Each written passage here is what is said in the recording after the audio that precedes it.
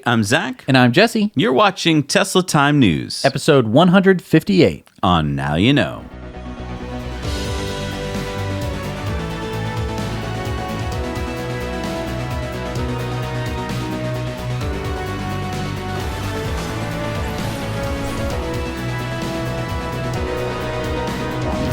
Tesla Time News is brought to you by our amazing Patreon patrons who help support this show, and they get some pretty great perks for it. And as Amazon associates, we earn from qualifying purchases. Our link is down below in the show notes. And we're also brought to you by ecoware.us. We have new designs uploaded every week. You can see a new design here, which, by the way, if you're like, why would I get a t-shirt like that? Yes, you can get the sticker. What's this? That's a sticker of the t-shirt you're wearing. I love stickers. Yes. I'm going to put it right on my laptop right now. So keep in mind that all of these, t-shirts, stickers, sweatshirts, hoodies, backpacks, pillows, tapestries, all of them are carbon neutral. So we have offset the manufacturing, the shipping, and the life cycle of whatever it is you're buying on EcoWare. They're actually carbon negative because we plant a tree for every purchase. All right, so let's get into the news. Here we go. Version 10. Version 10, sneak peek. We have a sneak peek. What do we got? Yes, there is so much in this sneak peek of the version 10 software. Yeah, there's like 10 things here. Yeah. All right, let's get to it. What's the first thing? Cuphead. So I'm not insulting you. Don't worry. Okay. Cuphead is a video game that just came out recently, even though it kind of looks like an old Mickey Mouse cartoon. Yeah, Elon style. said it's his favorite computer game right now. Right. And so you can get that in your car and play it in your car. Okay, next. Tesla Theater. What's that? Tesla Theater lets you watch movies and videos when your car is in park and connected to Wi-Fi. To launch the Tesla Theater, tap the new entertainment icon in the application launcher and select the Theater tab. Okay, so let me get this straight. There's actually a Netflix button and a YouTube button? Apparently. And then there's also Tesla Tutorials, which is going to be great because I'm sure there's something that I don't know that my car can do because it's a computer on wheels, right? Exciting. All right. What's next? What else we got? We got karaoke, which is I'm not mispronouncing karaoke. It's karaoke in your car, so it's karaoke. Yeah, it says sing karaoke to your favorite songs and artists in your car. You can select karaoke from the media menu. Tap the microphone icon to adjust whether your voice track plays while you sing along. So you can play the music while the car is driving, but the lyrics will not show up on screen unless the car is in park. Okay, so as long as you know the song, you're good to go. So you can sing at the top of your lungs in traffic. It's kind of nice because then, while you're parking, maybe you're supercharging, you can be practicing a song, and then as you drive along, you can belt it. Sing the song. Tesla has version 10 driving visualization. So the driving visualization has been improved to display additional types of objects and lane lines around your car in more environments. Additionally, you can drag and pinch the driving visualization to temporarily adjust view angles and zoom. After a short period of inactivity, the visualization will return back to the default position. Then there's the automatic lane change visualization. The automatic lane change visualization has been improved to highlight where in the adjacent lane your car is planning to move to. When automatic lane change is initiated, the adjacent lane is highlighted blue and the target car destination is outlined in white. So just another little feature. This next one I think might be my favorite. Feeling lucky? Or hungry. So apparently the tongue sticky outie emoji means hungry.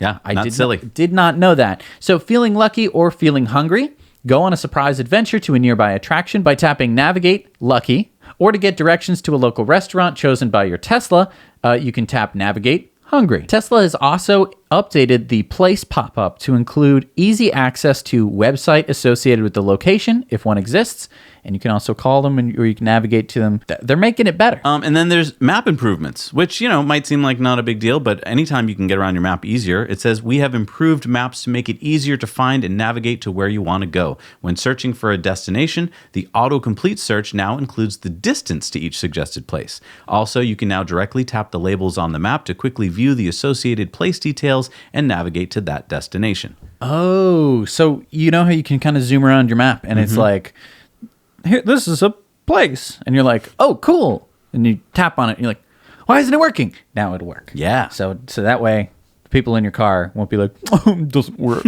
I guess I'll just keep driving my crappy car. And there are Sentry Mode improvements. Sentry Mode video clips are now saved in a separate folder on your USB drive to make them easier to review and manage. Also, the older Sentry Mode video clips will now be automatically deleted if there's not enough space on the USB drive and Sentry Mode clips are using more than 5 gigabytes of space. Now, this is a really smart thing that they did because what can happen over time is if you park in busy parking lots and there's people constantly walking in front of and to the side of your car, but nothing bad happens to your car, you're just going to be accumulating all of this Sentry Mode footage, and then your USB stick is going to get full. Right. And that's what happened to me. So like, oh no, my USB stick is full. So you either have to have the phone app to delete it or you have to bring it into the house, plug it into your computer, and delete it from there.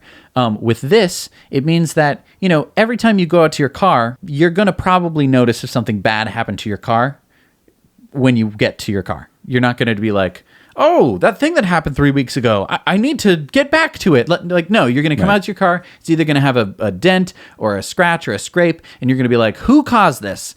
This happened the last time I had parked it, so it's got to be on my USB stick. So it's by deleting the older Sentry Mode stuff, because if something bad happens, you're going to talk about it. So that's why they did that, and I think it's really smart. There's going to be a Joe mode. I like a lot of these modes, and this is another one. So enabling Joe mode reduces the volume of your Tesla's chimes. The quieter chimes continue to alert the driver effectively and minimize disruption to the passengers. For example, Joe's kids. To enable Joe mode, tap Controls, Safety, and Security, and Joe mode. Was it a Joe that tweeted it? This is a little confusing. I mean, if you don't know what Joe mode is, I'm just going to assume that it's like a coffee mode. Bring me to coffee. Right. Just like if it was John mode, I would assume that it was a bathroom finding mode. Right? Like, let's just call it quieter. Reduced noise. Reduced chimes. Yeah.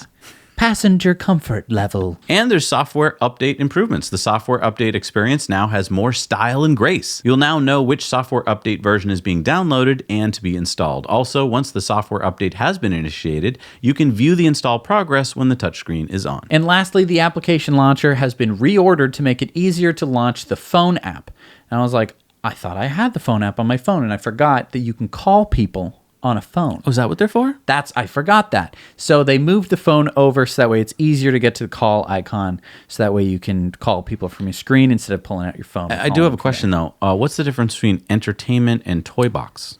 So toy box we've had for a while. It's basically, when you hit the Tesla T on the top of your screen, that's the toy box. The Easter eggs? Yeah, you can also get to it from the applications launcher. They made it a little easier to do that there.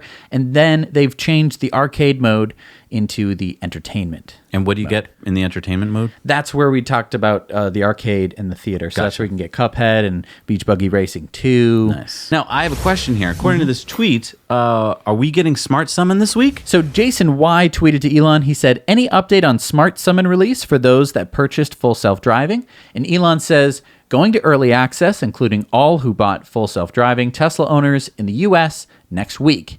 If U.S. early access rollout looks good, then the rest of the world early access owners following week. Might be some delays in the EU for regulatory approval. So this is a little confusing because we know that we're getting version 10 next week. So is Advanced Summon part of version 10? He said before that it would be. Okay. So it's kind of weird that in our little sneak peek that we didn't get any Advanced Summon. Maybe just people assumed that was so super obvious. So, I mean, this is probably in version 10. So, on top of all the cool things we just talked about, your car is going to be able to find you from a parking lot. This is the future. I know that sounds really cliche and stuff, but when you're a kid and you're just like, man, the future's going to be great. This is that, because we're all looking forward to something that a car that we already bought is going to be able to do. I know. Never before has that happened, right? The only time you've ever come out to your car and something has changed, it's because it broke. Like, new feature. The air conditioning doesn't work. Great. So again, we looked at Tesla's and Elon's Twitter feed for news about something really cool this week, which is Plaid Model S. Yeah. So if you remember back to the Roadster reveal, which was actually the semi-truck unveiling, which turned into the Roadster reveal. In epic fashion, of course. The Roadster can go to Plaid. Right. And you're the only person here who's actually gone to Plaid. Yeah. It was exciting Which idea, folks? Bobby, we should have a plaid T-shirt. Yeah. It should And be it should like a say- roadster or something that's in plaid. It should be the tweet. It says the only thing beyond ludicrous is plaid. Yeah. Boom. Boom. Okay. We're just full of ideas over here. So in the Roadster reveal, Elon talked about plaid mode, how the Roadster would have plaid. Yes. Part of the reason that the Roadster can go to plaid is that it has 3 motors. Yeah, so this tweet from Elon, the only thing beyond ludicrous is plaid. And then Emiliano said 3 motors on the new Model S with plaid mode. And Elon said, Yes, to be clear, plaid powertrain is about a year away from production and applies to the S, X, and Roadster, but not the 3 or Y. Will cost more than our current offerings, but less than competitors. And then a follow-up question from Sophiane, who said, is plaid included for base and Founders Series Roadsters? And Elon said, yes. Of course, Of right. course it would be. Yeah. So please explain. So the This powertrain is is- going to have 2 motors in the back and 1 in the front? 2 motors in the back and 1 in the front. Okay, so now this tweet from Tesla makes more sense to me. So the tweet from Tesla was some personal news. We lapped Laguna Seca in a 1:36 during advanced R&D testing of our Model S Plaid powertrain and chassis prototype. That's a second faster than the record for a 4-door sedan. So we looked it up, and it turns out that the Model S would come in number 49 on the list of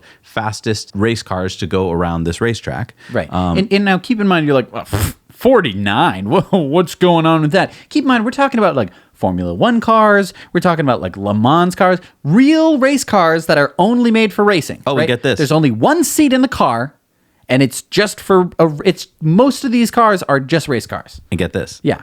The Model S that was driven was driven by an amateur race car driver. Right. I mean, if you actually watch through some of the footage, there are a couple spots where I'm sure seasoned veterans of motorsports would be able to tell you, like, oh, he could have cornered that a little bit better. It seems like he braked a little early there. Right. Now, keep in mind that this is going to be the heaviest car on that list. The heaviest. Really? Right, yeah. So the Model S that you can buy today weighs 2,200 kilograms, or within that ballpark. This Model S has an extra motor, a couple of other things on it, and it's going to be the heaviest car on the track by far. The closest car by weight that is on this list was the Aston Martin DB11. It was the closest. It costs twice as much as a Model S, and it is 5 seconds slower to lap. It's pretty amazing that the Model S makes this list at all because of just how big and heavy it is. But now I want to ask you, when you put 3 motors on a car, what does that let you do that 2 motors don't let you do? So what it'll let you do is a little bit more torque vectoring. Okay, but I thought that Tesla's already had torque vectoring. They do to a certain extent, but they rely on braking the wheel, applying brakes to the wheel that they don't want to spin as fast. Okay. But when you have 2 rear motors, you could do, if you really wanted to, you could do some pretty crazy things. Okay. You could, if you were to say turning left, you could spin the back left tire backwards if you really wanted to speed up that turn. to corner, to at least turn the car. Doesn't mean that you're turning your velocity vector. But So what you're saying is this is mainly for racing stuff. Like you're not going to be using this torque vectoring on like everyday roads. it'll be for handling. It'll be for driving that is probably outside of the legal limits of most things. Could it be used on snow? It could definitely help on snow, I think, because, I mean, keep in mind right now, when one of your tires starts to hit a patch of something, it's going to limit the power to the rear motors if that's where it's sensing the power. And so you're going to notice a noticeable power drop when you're going over that. So if the other motor could kind of kick in and help without destabilizing the car, I think that would help as well. Interesting. So it definitely would give like a little bit more performance. I mean, the main thing that it's going to give is extra power to the wheels to get that car going. But now, do you think Elon knew about this 3-motor release since the beginning? Like, what? Why now? I think that this is a slap in the face to the Porsche Taycan. I think that Elon kind of had this in his back pocket. He was waiting for the Taycan to come out with whatever stats it would have. So I think that he was being a little cautious by making sure that the Plaid Model S was going to absolutely blow out of the water whatever the Porsche came out with. And of course, we don't know the stats of the Plaid, right? It could be significantly better than the Model S. It could be that it just handles better on a track. We don't know exactly the stats of this beast, but it will be a beast.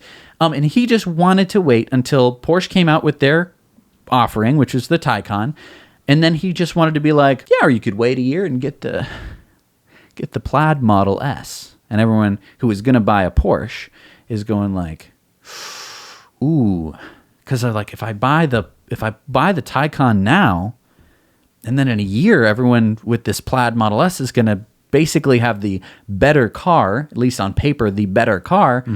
Ooh, I don't know if I want to do that. So that explains his tweets then, where he says Model S at Nürburgring has 7 seats. And then he was asked, so you're setting the record for 7-seaters? And he says, good point. Right. That's, I guess, a slap in the face to Porsche that said they just beat the record at Nürburgring with a 4-door. Right. So like they got the fastest time for a 4-door sedan on Nürburgring, which is amazing. If Elon can get anywhere close with the Plaid Model S, I think that his argument will be, oh yeah, but this Model S had 7 seats. Now, the 7 seats is a little confusing because the Model X has 7 seats, all forward-facing. I think that these seats might be the rear-facing child jump seats that we've seen before in the Model S. Yeah. So, I mean, he's kind of pushing it, but to be fair, the Model S is a bigger car than the Taycan. Unless he's found some way to put a third row in there. You could put a third row in there, I suppose. But here's my thing. They're pushing so hard for these end-of-quarter sales, and now you announce that there's going to be this Plaid model. So aren't you just shooting yourself in the foot? Because everyone who is thinking of getting a Model S or X is going to go, oh, I'll just wait. I think that Tesla was already running into this trouble because there was so much rumor as to there's going to be a refreshed Model S. And everyone was just like, I'm convinced there's a refreshed Model S coming. It's going to have a refreshed interior. It's going to have more motors. Like Tesla, I think, got word very early on of the Plaid Model S because in her video, Kim talks about all of the stuff that basically is the Plaid Model S. Right. And then Tesla was like, no, there's no, don't listen to her because that's not it. We have the Raven Model S, right? Because of course that killed demand. As soon as you learn that there's a newer, better thing, and if you just wait, you're going to get it, you're going to wait. No, that's a good point. But they didn't want anyone to know, but the cat kind of came out of the bag.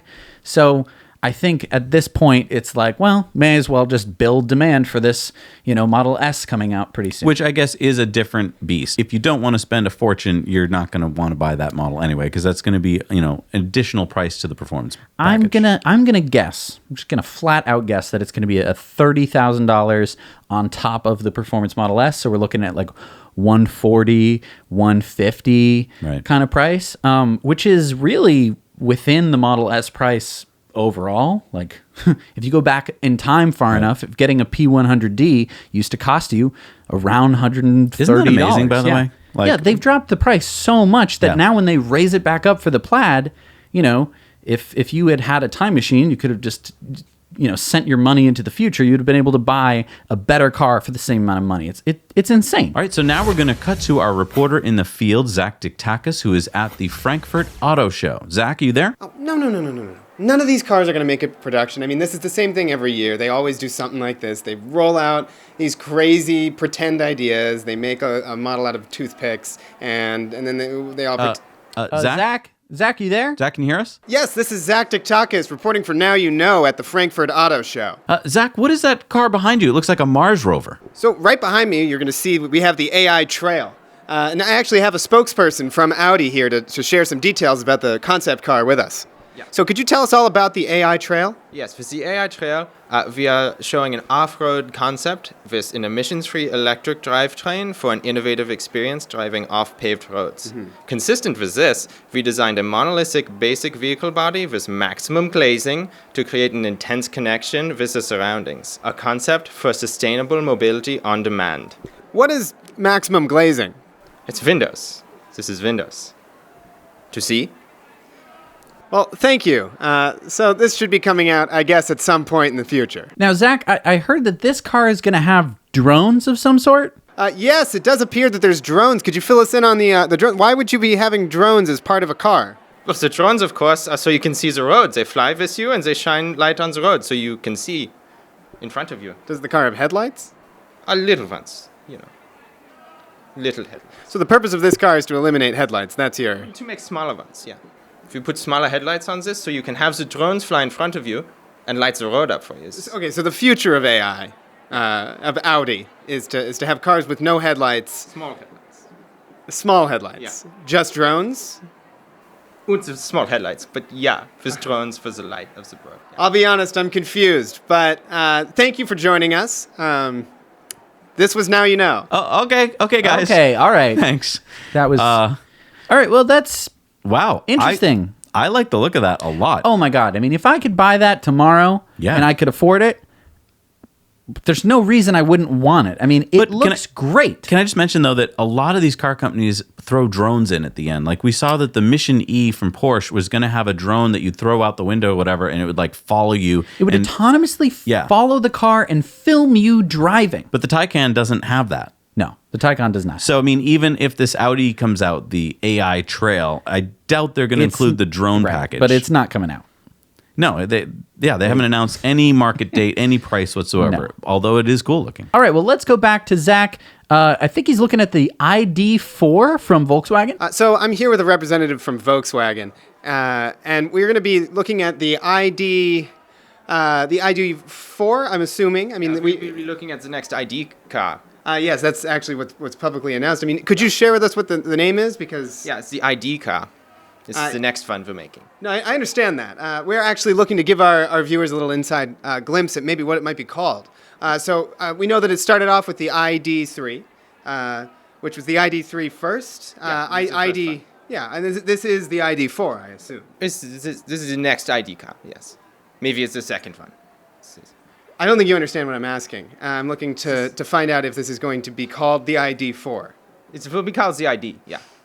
The ID4, or is this just the ID? I mean, are we pulling like an Xbox move here, and we're going to go from Xbox 360 to Xbox One? What's your end game here? What do you think you would call this one?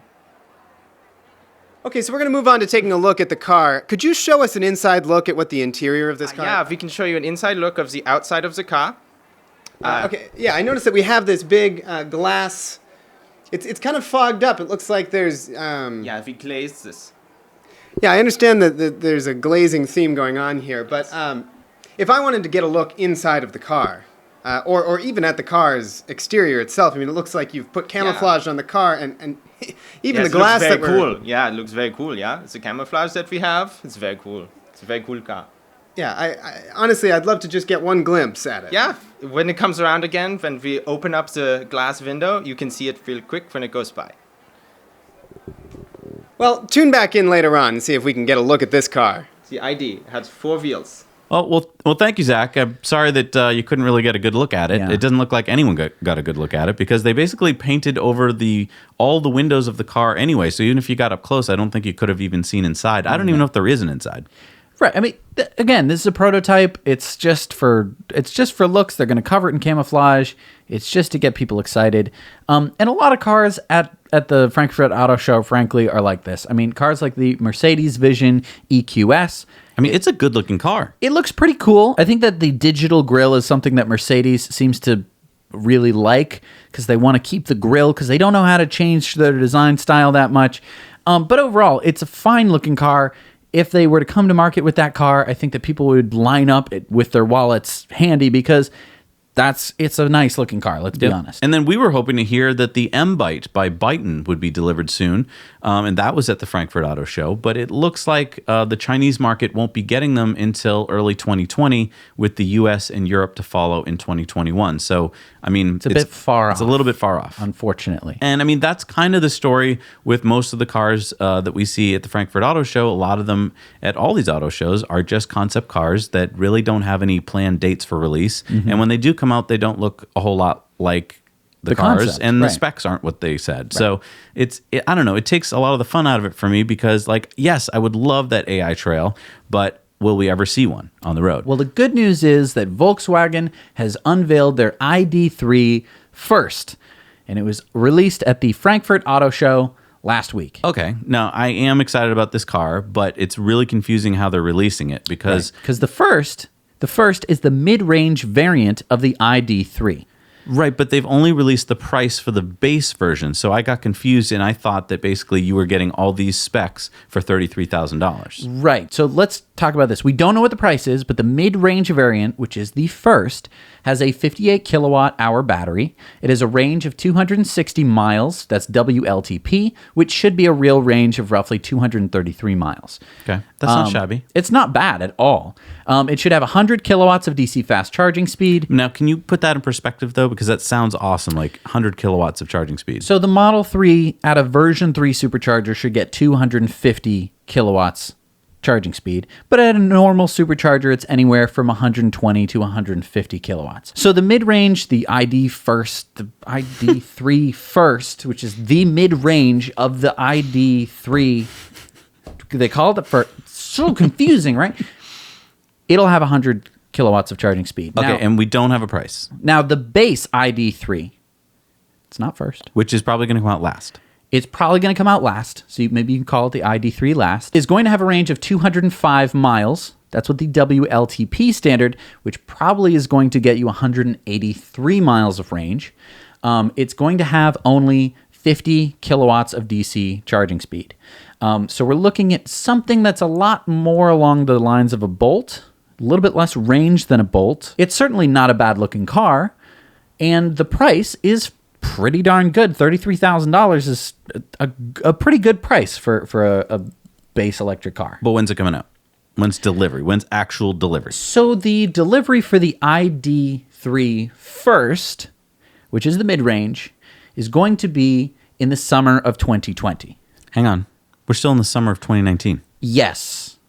So probably a year from now. I thought this was the car that was actually coming out first. Like, what? I They- thought they're in production right They now. released it, and it is in production. Okay, if it's in production, then why isn't delivery like in a week? I guess they need to paint them. It's going to take a year. They need to grow. All right, well, I don't know. Let's take a look at the interior. Yeah. All right, so put up the interior for the ID3. Mm-hmm. No, boys, put up the interior for the ID3. What do you mean? Well, that's the Model 3. No. That's the ID3. That's their interior.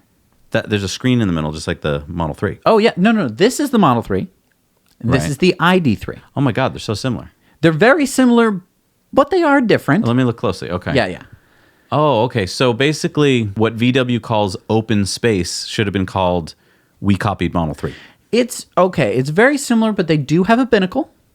Yeah. The binnacle looks like this. It looks old. Yeah. That looks old to me. I mean, showing a road that stretches out directly straight in front of you and then like a right turn that just, it's old to me now. I mean, I'm so used to having a Google Maps giant screen display next to me all the time that this looks old. Yeah. And just about everything on that screen display, cluster, whatever you want to call it, it looks old. It's nice that Oh, but there you know what's aren't- new? But what is new? Look at the play pause pedals. That's cute. I'll be honest. That's cute. I think that's kind of nice. Yeah. And they're doing that across their entire ID line. I guess because they figure you need to reteach people. It's going to be on their beach buggy. It's probably going to be on the other ones. Are you going to, when you give driving lessons to someone, are you going to have to now teach them to hit the play button, hit the play button, hit the pause. Another thing is you could actually use that to control the music, the sound system of your car.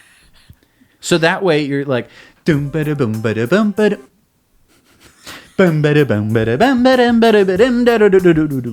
So this next story is pretty well told by our buddy Ross, who wrote us this letter. He said, "Dear Zach and Jesse, I did the math on Trump's recent rollback to the light bulb rules." Oh, I heard about this one. It's such like a cute little news story because, that we were going to get rid of incandescent light bulbs because they're old and stuff. And then Trump said that we didn't have to do it because, why would we have to do it? That's just silly. It's not. Some people like incandescent light bulbs. Some people don't like CFLs and they don't like LEDs. Okay, hang on. Yeah. It's not as cute as you think. Okay. Listen to this. So according to Appliance Standards Awareness Project, that law alone, without building new electricity generation infrastructure, would have saved 140 billion kilowatt hours per year by the year 2025. That is enough energy to power about 35 million EVs for a full year. Within the U.S., there are approximately 225 million drivers, so that one law would have provided the energy to power about 15% of U.S. drivers. Alternately, that law would have enabled the closure of 45 large coal-fired power plants, the closure of which could have reduced pollution and greenhouse gas emissions. Killing that law is a direct support of the coal industry, as that industry is what would have been shut down if enacted. Okay, wait a minute. So you're saying that just... Not so cute. Right. So, I mean, you know, you think, oh, it's an incandescent light bulb. Maybe it's using a little bit more power.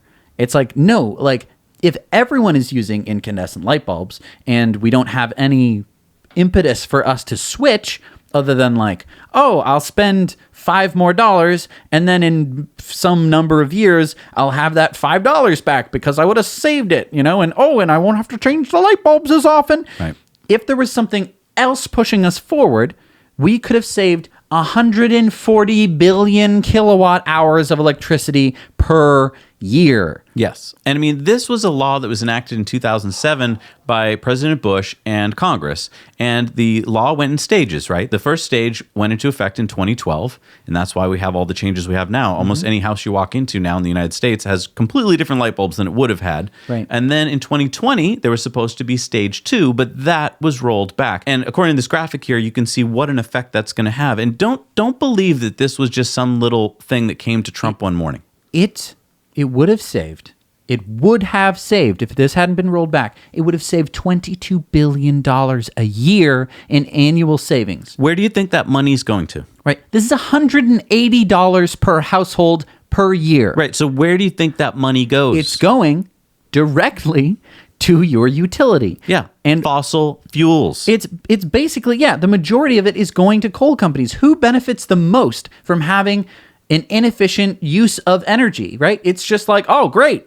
They have incandescent light bulbs. They're using 3 times as much power just to produce the same amount of light. And here's what I heard all week long when the story came out was, oh, that silly Trump. He's up to it again. Look what he tweeted today. We get to keep our light bulbs. No, he gave a gift to the coal industry. Right. That was planned the whole time. Imagine 15% of U.S. drivers could have been driving around on electric cars using the same amount of electricity had we just all been forced to switch away from incandescent light bulbs. Right. It's just completely ridiculous. Like, it's such a little thing, too. Like, that's just such a little... Who cares, right? Who cares? That's what I did. I read the thing like, oh, light bulbs. Whatever. Well, and the thing is, we already did it. We already had stage 1 in 2012. So America did it gladly. We switched our light bulbs in 2012 to the latest technology. Now it was time to switch again to the next best technology. Right. And corruption. Uh-oh. Yeah.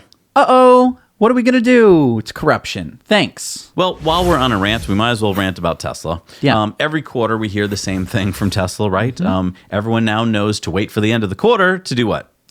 Get those deals. Yeah. There's deals at the end of the quarter. Yeah, there's free supercharging. Right. So, okay. It used to, I mean, for most of the quarter, it was that you order a car and you use someone else's referral code and you get 1,000 miles of free supercharging. Right.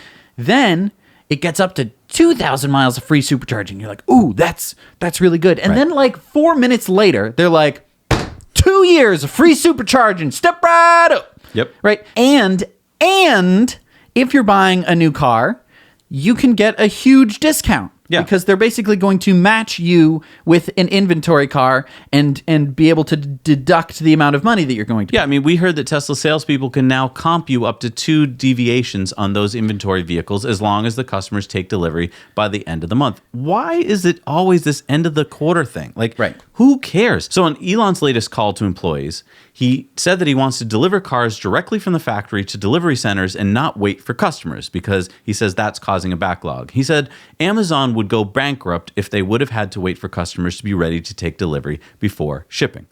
And I mean, that's a good point. Sure. And we've seen that the whole time. It's like, yeah, why aren't you just shipping your cars directly to the delivery center and then your customers will come pick them up from there? And if you're having a storage problem, within a few blocks of that storage center, set up some kind of parking arrangement. Right. But you know why he didn't do that? Right. Because he hired some hotel people As his middle management, and they don't know what they're doing when it comes to delivering cars. Right. Hotels are, have different logistics than Towels Right. get stored differently than cars. Right. And I mean, also here at the end of the quarter, they're offering all sorts of things that they didn't offer before. Like there's a Tesla loan product for the Model 3, which is now offered with zero cash down and a 3.99% APR, making the Model 3 surprisingly cheap to buy. Now that's great. Right. But why are you doing it at the end of the quarter again? Here's the problem with doing it at the end of the quarter. Now, a lot of people get bent out of shape because they're like, they're paying less for their cars, and I just bought my car, and now it's worth less. And it's like, calm down, right? Because your car is going to retain its value just fine. I'm not even talking about that problem. What I'm talking about is Tesla's logistics. At the end of the quarter, things get ridiculous, okay? There's just a run on Tesla showrooms because people are like, time to get the deals. Let's go. Everyone get in the car. We're getting a new Tesla. Let's go down to the showroom, right? So people are just like down there trying to haggle to get that discount. And all of this could be avoided if it were just consistent, if it were just always the same. Yeah, how right? could you do that? Well, there's a reason why Tesla seems to want to squeeze every last drop of car out in the end of the quarter. And that's because their deliveries are reported quarterly. Most car manufacturers report it monthly. So, every quarter, there's enough time to build up some kind of demand for Tesla to be like, oh, we got to offer some discounts or else people aren't going to buy the cars. Right. It should just be calm. It should just be, oh, you'd like to order a Model 3? Cool, you can do it online. How about if we do it daily?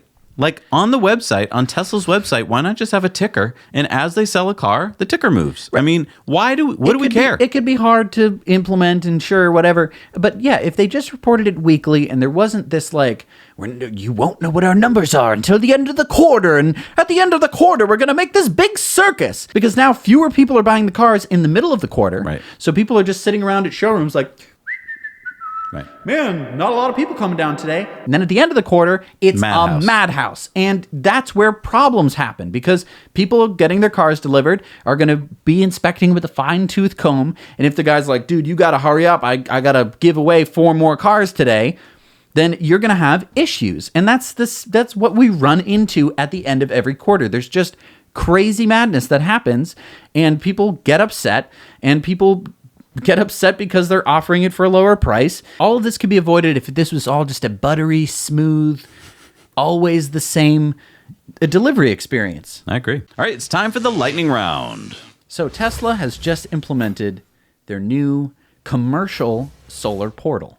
This is pretty cool. In 60 seconds, you can sign up for commercial solar for systems between 40 kilowatts and 240 kilowatts. Right. So this is for anything that has a big building, basically. Get this. You can either buy it or subscribe. And if you want to, with the subscribe, you can just have them remove it at any time. There's no contract. This is... What? And this is awesome. There's like $100 down. Yeah. For a 240 kilowatt system. Now, this is only available in California right now. At the moment. It's going to expand. But Right. let me just a plea here to you. Yeah. If you are any kind of big building or a school system or a municipality, go on their website Right. and in 60 seconds later, put some damn solar on your roof. Right. I mean, go talk to your boss. You probably work somewhere that has a big roof. Go talk to your boss and say, hey, I don't know whether we lease the building from whatever, but we could definitely save money on electricity if we put solar on the roof. Now, you know how I reported last week that I found something I really enjoyed about VW? Yeah? I found another thing this week that I really enjoyed Oh my about VW. goodness. What is it? Check this out. They're myth busting. They got Adam Savage and Jamie Heineman? Kind of. Look at this. They got myth busting on their website. They talk about all the reasons why driving an electric car is awesome and that you shouldn't worry about it. Like all the things that, your neighbor always says, like, if you get it wet, what happens? Right. They got it right there on the website. So you can send all of your ignorant friends Yeah. to this website and say, look, Volkswagen does it. Yeah. You trust Volkswagen, right? Turns out, Jesse, Teslas aren't the safest cars. What? What are you talking about? Yeah, it turns out they don't crash enough. Wait, roll that back for me for 1 second. Yeah, they don't crash enough. What do you mean they don't crash enough? But you just said they aren't the safest cars. No, they're not. I mean, because they don't crash enough. Yeah, according to Folksam, which is a Swedish insurance company, they said we saw 7 accidents with Tesla in this year's material, and that is far too little.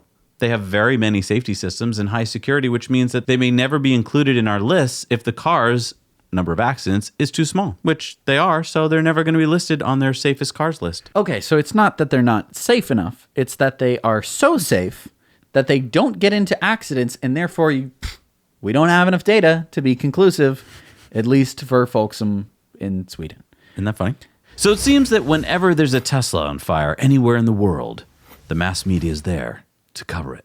Breaking news! This just in! A Tesla is caught on fire somewhere in China. Okay, we're going now to this crappy video footage. You can see the Tesla's on fire. As you can see, Tesla's dangerous. Good night, everyone. Except in this case, with that Model X on fire, Yeah. it turns out that it was intentionally set by a man who was later caught. The car didn't catch on fire. A man lit it on fire. Man lit on fire. He was upset. He was jealous of the owner. So he lit the X on fire, as you can see here. Yeah. What's he doing there? He's putting mulch. He's not trying to put out the fire. No, he's being very nonchalant. About Yeah, he's that. like, oh, it's not burning fast enough. Let me find something that'll burn some more. And he used some And mulch. it did. It burned Okay. down because you can burn things. Yeah. And he now faces 4 years in prison for destroying property worth over 1 million won. The owner's insurance doesn't even cover the loss because his insurance policy says that it would have to be accident related, like smashing into another car. It can't be intentionally related. So he's out the cost of the car. But anyway, Wait. What? check your policies, people. There's a lot of caveats in policies. Like you might think, oh, I've got insurance no matter what happens to my car. But there's a lot of policies that don't have certain things like what if someone intentionally sets fire to your car?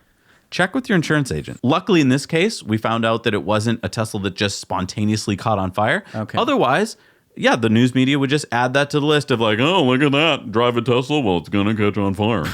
So you know how Greta Thunberg came across the ocean on a sailboat to the United States. She's now organizing events and getting everyone pumped up for these massive events that are going to take place from the 20th through the 27th. And then she's going to head off to the UN to talk to them about climate change.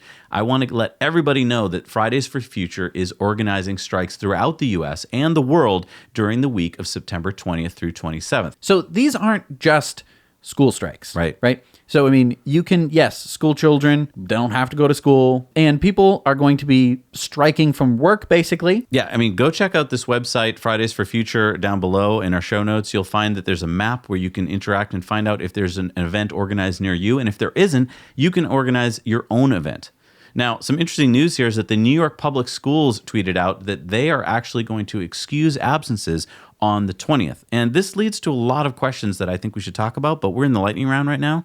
So I think we should talk about this in the Patreon bonus stories. Yep. HW3 appears to have arrived, Jesse. So we're talking about Hardware 3. This is the autopilot hardware for Teslas, Yes. specifically, and they're being retrofitted into cars. Yes. Now, I mean, I thought when Elon talked about Hardware 3 that we would be, months or maybe a year away from it. But it turns out that this guy, Sofyan, was taking his car in for a voluntary HEPA replacement when I got a lovely surprise. Big thanks to Tesla Santa Barbara for the present and the first retrofit they performed. Woohoo! My S is now FSD ready with HW 3.0. Right. So this is putting in the new computer into his car, and the new computer, of course, is the most crazy, amazing computer for full self-driving. So that there I gotta is. go.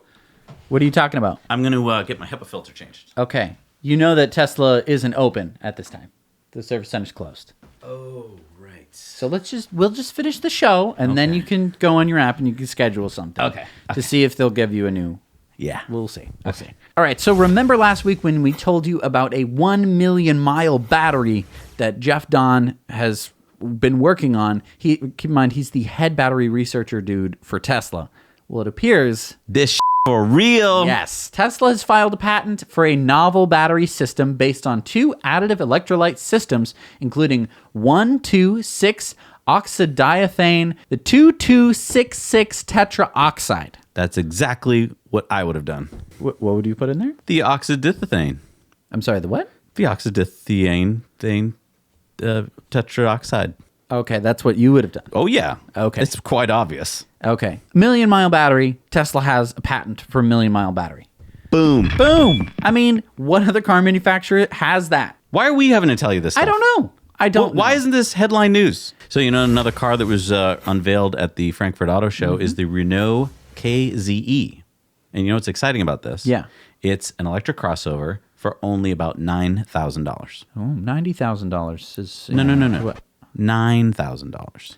$9,000. We're not talking like $9,000. Golden coins, doubloons, there were U.S. American dollars. Yeah. Now, the thing is, it's only available in China right now. And it doesn't have a great range. It only has a real world range of about 118 miles. Okay. It has a small motor, a 35 kilowatt motor, with a top speed of about 65 miles an hour. Tiny battery packs, 26.8 kilowatt hours, but great for cities. Now, the one problem that I can see with a car with the range this small is you could fry the packs because they're so small. Yeah. And you mean because you would like charge it to full a lot? Charge it to full a lot. I think that they can probably put a buffer in there. Maybe that's including the buffer. But $9,000. $9,000 is crazy. Yeah. I mean, this is for the Chinese market. It's not coming to the U.S. market, Right. which tells you what the safety features are going to Right. be. But you're only going to be going 65 miles an hour. Right. So, If that.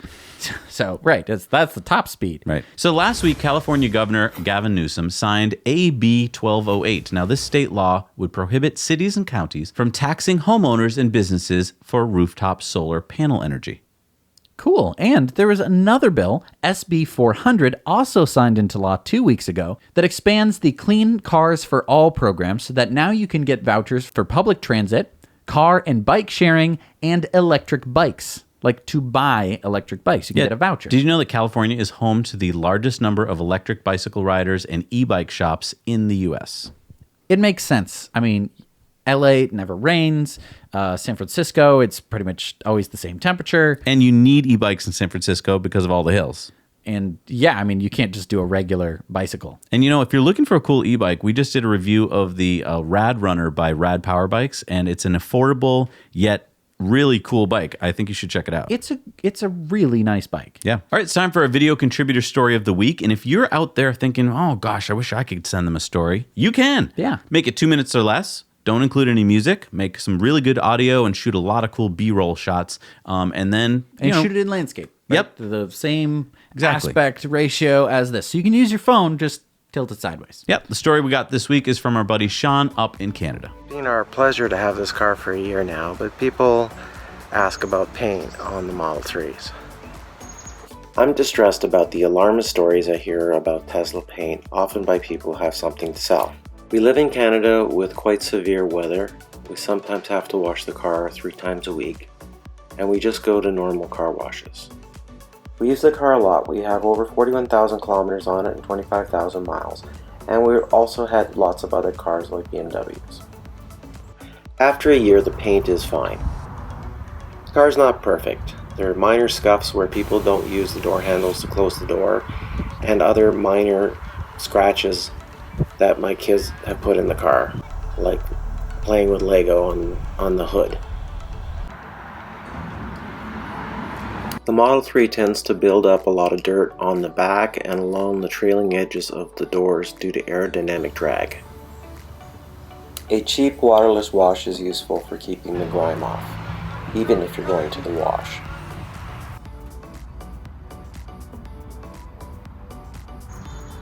In summary, enjoy the car, don't get stressed out, and don't let alarmist stories stop you from buying one. We have bad winters here in Massachusetts. I'm not gonna lie. I'm not gonna. You're not gonna lie about that. Not gonna pale to You're the. gonna sugarcoat it, huh? I'm not gonna pale to the Canada's winters. I know they're bad because we get them just maybe for a little less time. Maybe it's a little bit warmer. Maybe we get a little bit less snow. Sometimes we get more snow. But thank you, Sean, because that shows that all this hullabaloo over the paint job is not. Like relax, people. Yeah. It's a car. It's not. Exactly. It's not like your child.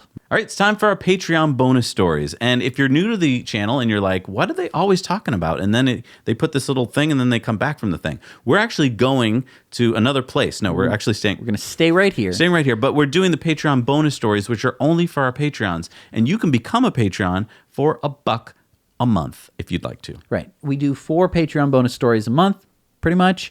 And, your $1 gets you 4 of those. So that's a quarter for Patreon bonus stories. We have so many stories in there. It's basically like another Tesla Time news worth of stuff because we love our patrons a lot. And we want to share as much as we can with them. And sometimes we can't show videos on this video. That's or right. it'll get demonetized. All right, we got stuff to talk about. Let's go. These people are paying for it, so that's why they get to see it. All right, let's go.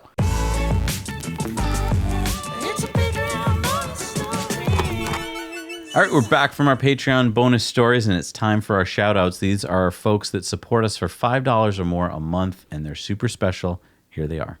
Antonio Saraiva, Connor Pritchard, Pazman Lehel, Art Neely, Andreas from Germany, Eddie Belts, Dave Tilley, and Dick Linville. Thank you so much for supporting this channel. We really couldn't do it without you. All right, it's time for Elon's Tweets of the Week. There were so many tweets this week. So if you think that we're even remotely covering any of them, you're wrong. Yeah, it's crazy how much he tweets. I don't like Twitter. I don't know how it works. Someone really smart on our newsroom put together a little bot to put all of his tweets in one place, and that's the only way I can keep track of everything. Still hard, though. But It's still incredibly anyway, hard. here's one that is pretty cool if you live in Romania. It says, hoping to open in Romania soon. Awesome. We're adding a new country to the list. Right. That's awesome. So Teslarati posted this article talking about the Mercedes CEO who basically said, oh, there's no reason not to buy a diesel car. Yeah, he said there is no rational reason today not to buy one. Oh. And he's referring to a diesel Mercedes. Yeah, so Elon went, global warming. And lastly, from C3LT, when does Super Heavy begin construction? I see ring sections have been stockpiled at the Coca facility in Florida. Some of these rings appear to have a larger diameter, larger than 9 meters. Will Super Heavy have a flared base? Will Super Heavy be built in Boca Chica as well?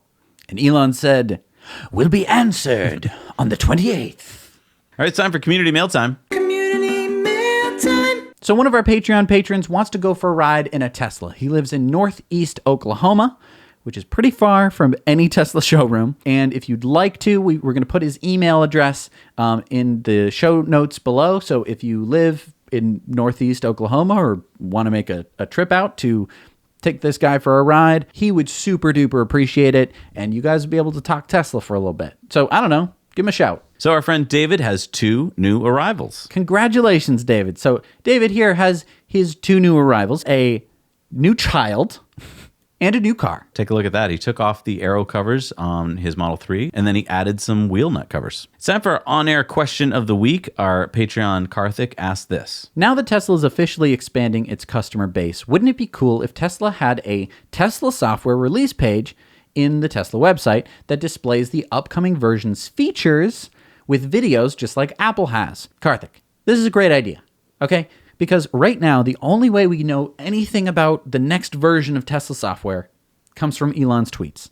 And they are short, they are cryptic, they are vague, they are confusing. That's true. And we don't exactly know what's going to be on the next, version of the software. And some people, not me, but some people don't want to upgrade their software. They like it at this particular level and they don't want any changes.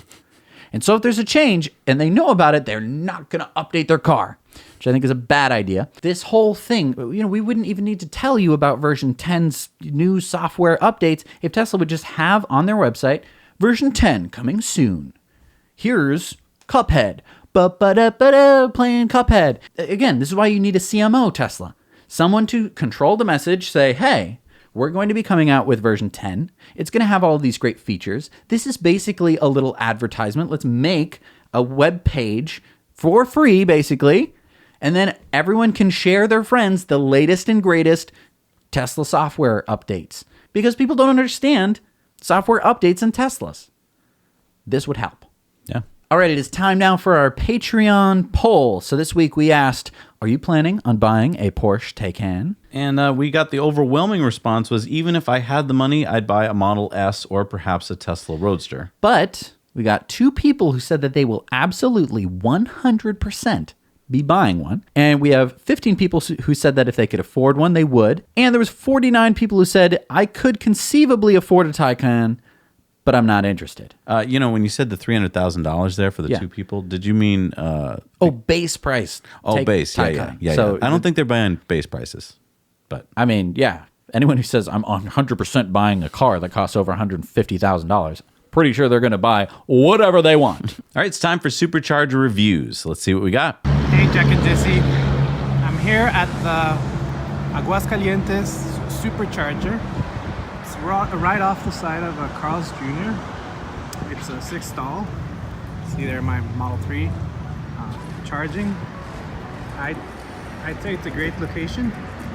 It's right next to a gas station, the main interstate between Aguascalientes and Jalisco, and there's a hotel and a tiny food court of sorts. This is a 150 kilowatt supercharger. Overall, I'd rate this supercharger as 7 out of 10. It's very convenient. It's just kind of on the edges of Aguascalientes, which is one of the cities here in Mexico. But as a location, it's very convenient for trips. See you later, Jack and Jesse. Bye. Hey, how's it going, Zach and Jesse? This is Eric from Boise, Idaho, doing a road trip. Just got the new Model 3 long range, and we're actually here in Truckee, California, and it's actually Donner Pass Road, right next to Lake Tahoe. Beautiful views. You know, you've got the mountain scenery. This is an 11 stall. You guys can see there, 11 stall, plenty of trees. And just right over here to the back here, there's a Safeway, and then they've got a couple of restaurants, it looks like. So I would give this station about an 8 out of 10. Decent, you know. It's 150 watt, if you guys are curious on that one too. But again, just want to say thank you guys. I've been a long time listener, a long time follower, since you guys, from the days when you guys were doing these videos in your car together. So love the show. It definitely motivated me to get to get a Tesla, and I love everything you guys talk about. I watch all of them, so big shout outs. Thank you guys again, and I'm a Patreon. You guys have a great day. Love you guys. Bye. Hi, Zach and Jesse. Andreas here. I'm in Baker, California at the Tesla Supercharge station here, located right next to a traditional Shell gas station. I think they have like 40 Tesla Superchargers. You guys have had already some good reviews on this location. What I wanted to show you was this. So I see what looks like 8 new chargers coming in. I'm not sure, but I think these might be Electrify America chargers, which at first glance I thought, hey, this is really cool. But then I thought about it for a minute. 40 Tesla Supercharger stations with Tesla sitting there charging in the shade. It's 108 out here right now, so shade is nice. That shade's provided by solar panels, which are powering those cars. Electrify America, charging your iPace or your Audi e-tron, cars baking in the sun. No shade, no solar panels. I guess still an improvement, but many steps to go. All right, thanks, guys. What a great part of the show. Again, you can record a supercharger review, and you can also do destination chargers. That's right. And destination chargers are usually a little bit more fun than superchargers. The locations, definitely. Locations. Yeah, they don't charge as fast, but they're fun. They're fun. Yeah, put them up on our website. If it's got a little green icon, you know that there's a video there, so you can go check it out. Fun to see the videos, fun to upload them, and we're the only place that I know of in the world that has them. And now for the new superchargers this week. What do we got, Jess? Number 377 in Asia Pacific, and number 23 in South Korea, the 4-stall in Seoul, Apgujeong, South Korea. Number 694 in the U.S. is the 8-stall, 150 kilowatt in Baileyville, Maine. Yeah, on the way to Nova Scotia. You can drive to Nova Scotia now. Yeah. Boom. You can drive to Nova Scotia now. Boom. If you fell asleep, wake up. You can drive to Nova Scotia. You're driving to Nova Scotia. Here we go. Woo! All right, number 473 in Europe and number 1,624 in the world, the 16-stall, 138 kilowatts in Wokingham, UK. Now, there's 14,187 stalls globally. The number of stalls has more than doubled in just 2 years. Right. And the speed of some of these stalls has increased. So, I mean, the overall capacity of the supercharger network, something we don't give enough credit. I know. It's cuckoo. It's cuckoo. All right, it's time for our Patreon giveaway. Now, if you want to get in this box of fun, you just become a Patreon. So head on over to Patreon, become a Patreon supporter, and you'll get your name into this big bucket of fun. And if we pull it out, you get yourself an EcoWare t-shirt. Yes. Okay. And don't forget that EcoWare is designed with solar energy. It's completely carbon offset. Whenever you buy a tea, we plant a tree. So help support the show and spread the word with ecoware.us. Yes. Who's our winner, I have Jess? a nice shiny new one. Jonathan. Jonathan, congratulations. Just Jonathan. So, I want to plug a past video because we've put out about 800 videos on this channel. And usually we want to tell you about a video that hasn't gotten a lot of views. Well, we figured you may as well watch one that was pretty popular. So if you haven't seen it already, we highly recommend you check out the ice/oil implosion. This one got a lot of views, did very well. I think it's a good... yeah, especially with all the world news that's going on around oil this week. Right. A good touchstone to just kind of check out. And if you are new to the channel, this is an oldie but a goodie, clearly. Yeah. People seem to agree on that one. Thank you for making it to the end of the show. Now, Yes. the people that you're seeing flying by us here, these credits here, are our Patreons. And they're people who have given $5 or more a month. The big names have given even more. And the gold names are people who have given over $100. Right. And a huge, huge thank you to all of those incredible people. when I look at this list and it's growing every week. And I'm like, this is amazing because you guys are keeping us going. You guys are making it so that we can keep getting the news out to you. We can keep getting great interviews. We can keep covering everything that you want us to cover. I mean, when I heard about Solar Foods a few weeks ago, I thought this is not real. This is just some fake thing. And I was able to reach out to the company, and because we're big enough, they're like, oh, I think I should respond to them. Right. And they did. We got an interview, and then you could see that interview and see for yourself. Do you think this is real? Right. And there's so many more interviews and stuff like that coming. And yeah, I just want to give a huge shout out to our patrons. I can't wait to chat with some of them. We're going to be having a live stream where we're just basically, it's like a live Q&A basically. We're just going to be chatting away with all of our patrons who support us at the $8 level and above. And if you made it to the end of the show, you're probably like a diehard fan or you're falling asleep while you're watching TV. But either way, I wanted to mention that there's a lot of opportunities that are happening because things are changing so fast. Mm-hmm. Because disruption is happening, there's huge opportunities. And the way that you learn about these investment opportunities is by being on the cutting edge of the technology. And what we're reporting every week, this is largely not talked about in the mass media. Or when they do, they report it with a weird spin on it, so you're not getting the truth. It's this weird mass media like, dumb down, dumb, dumb, dumb, hi, dumb dumbs. Right. Here's the dumb dumb news for your dumb dumbs. Like, I mean, just take Tesla, for example. Right. I mean, what we're talking about, if you're a Tesla fan, is stuff that no one else knows and no one else is talking about. They're getting the wrong information. And if you trade on that wrong information, you're not going to do that well. Right. Same thing is true with all these new companies we're telling you about, like Solar Foods. This is amazing technology. And you can get in on the ground floor with a lot of these companies, not only as an investor, but also as an employee, because a lot of these companies are starting up and they need workers. So, I mean, if you live in Finland, for example, you could reach out to Solar Foods. They're probably going to be expanding soon, and you could get yourself a cool job. So making food out of thin air. Yeah. And I mean, we're going to go to Mars and we're going to need this kind of technology because how else are you going to make food in Mars before you can get the plants up and running? I mean, they didn't talk about that on The Martian, did they? Because you can't just pack just thousands of pounds of food. Well, you kind of can. I mean, I don't know. Kinda. It depends. It's going to be... but hey, this technology could be super duper useful. Exactly. And that's what they're preparing it for. How cool would that be? Yeah. This is cutting edge stuff. It's cutting edge stuff. And, we talk about it all the time on this show and on this channel. So, stick around. And can I just say, the Patreon community that we have is spectacular. Yeah. And part of that is the Discord. There's opportunities there too. Yeah. And, if you're on the Discord, start looking for opportunities. Let's start talking about that stuff because, we didn't get you all in one room for no reason. Right. We're time to make stuff happen. All right. We'll talk about it next week. We'll talk about it next week. Thank you so much for watching. Now you know.